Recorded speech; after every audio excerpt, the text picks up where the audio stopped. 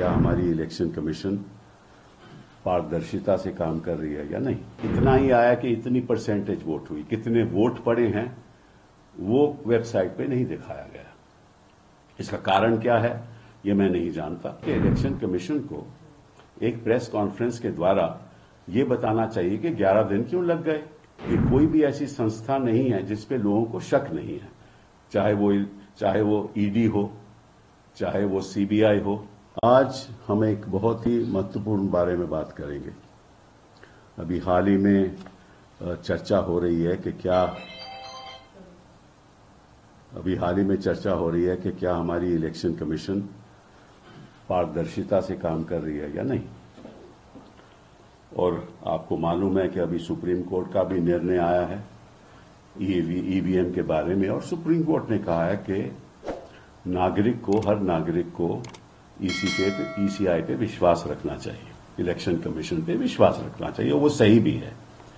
लेकिन सवाल ये उठता है कि क्या इलेक्शन कमीशन ऑफ इंडिया या और संस्थाएं विश्वास लायक हैं या नहीं, ये सवाल उठता है।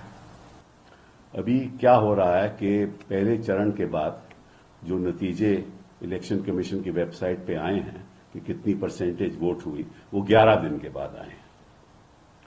और केवल इतना ही आया कि इतनी परसेंटेज वोट हुई, कितने वोट पड़े हैं वो वेबसाइट पे नहीं दिखाया गया। इसका कारण क्या है ये मैं नहीं जानता। और कुछ लोग कहते हैं कि इसमें कोई आपको विश्वास रखना चाहिए कि ये जो कहा गया है वो सही है। हम विश्वास रखेंगे, लेकिन इतना जरूरी है कि इलेक्शन कमीशन को एक प्रेस कॉन्फ्रेंस के द्वारा ये बताना चाहिए कि 11 दिन क्यों लग गए। क्योंकि मैंने कई पूर्व इलेक्शन कमिश्नर से बात की है, उन्होंने कहा है कि हम जब इलेक्शन कमीशन में थे तो तुरंत या तो उसी शाम को या अगले दिन सुबह वेबसाइट पे नतीजे आ जाते थे कि कितने लोगों ने वोट किया है। तो 11 दिन क्यों लगे। अब जब ये संदेह पैदा होता है तो निश्चित रूप से लोगों का विश्वास भी घटता जाता है। और आज की स्थिति, हिंदुस्तान की स्थिति ऐसी है कि कोई भी ऐसी संस्था नहीं है जिस पे लोगों को शक नहीं है, चाहे वो ईडी हो, चाहे वो सीबीआई हो, चाहे वो गवर्नर साहब हो, चाहे वो हमारे पार्लियामेंट में जिस तरह से कार्रवाई हो रही है चाहे वो हो। तो कोई भी ऐसी संस्था हिंदुस्तान में नहीं है जिसके बारे में नागरिक सोचता है कि कहीं सही तरीके से लोकतंत्र के आधार पे हमारा देश आगे नहीं चल रहा। लेकिन आज मैं आपको एक बहुत महत्वपूर्ण बात बताना चाहता हूं कि हमारे election commission representation of peoples act में एक फॉर्म 17C होता है। फॉर्म 17C होता है, और वो फॉर्म जब चुनाव हो रहा होता है, देखो हर पार्लियामेंट्री कंस्टिट्यूएंसी में लगभग 1800 पोलिंग स्टेशन होते हैं। 1800 पोलिंग स्टेशन का मतलब 1800 पोलिंग एजेंट होते हैं, और 1800 पोलिंग एजेंट के पास फॉर्म C होता है। और फॉर्म C को भरा जाता है। उस फॉर्म C में क्या क्या है मैं आपको बताना चाहता हूं। उसमें है कि पोलिंग स्टेशन का नाम क्या है, उस फॉर्म C में लिखा जाता है।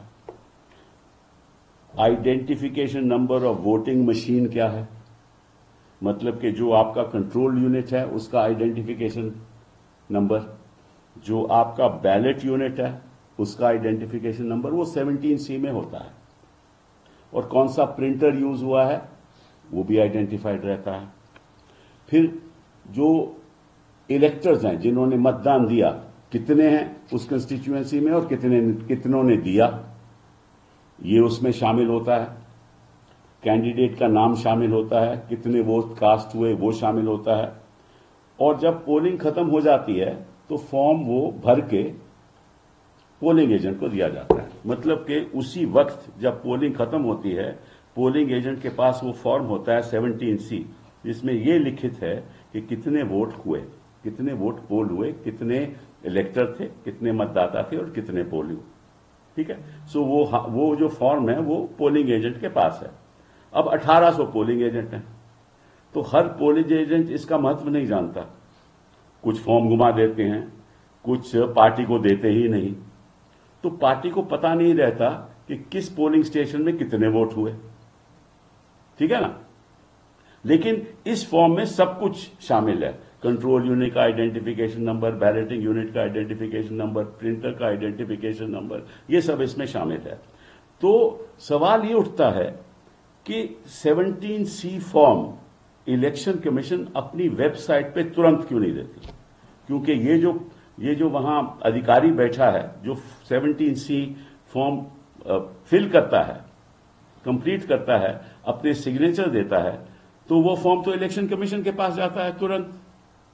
तो अगर फॉर्म इलेक्शन कमीशन के पास जाता है उसी टाइम जब पोलिंग खत्म हो जाती है, तो अगले दिन ये फॉर्म इलेक्शन कमीशन की वेबसाइट पे क्यों नहीं आता? अब अगर इलेक्शन कमीशन की वेबसाइट पे आ जाए तो तुरंत सब देश के निवासियों को पता चल जाएगा कि इस पोलिंग स्टेशन में कितने वोट पड़े, पॉलिटिकल पार्टी को पता चल जाएगा। अब इलेक्शन कमीशन कहती है कि ये पोलिंग फॉर्म जो ये 17C है, हम तो आपके पोलिंग एजेंट को देते हैं। तो पोलिंग एजेंट 1800 एजेंट हर कंस्टिट्यूएंसी में, कोई नहीं देता फॉर्म, कोई देता है। तो ये जब आपके पास इंफॉर्मेशन है तो आप तुरंत उसको क्यों नहीं वेबसाइट को अपलोड करते? तो ये एक बहुत भारी समस्या है हमारे देश में।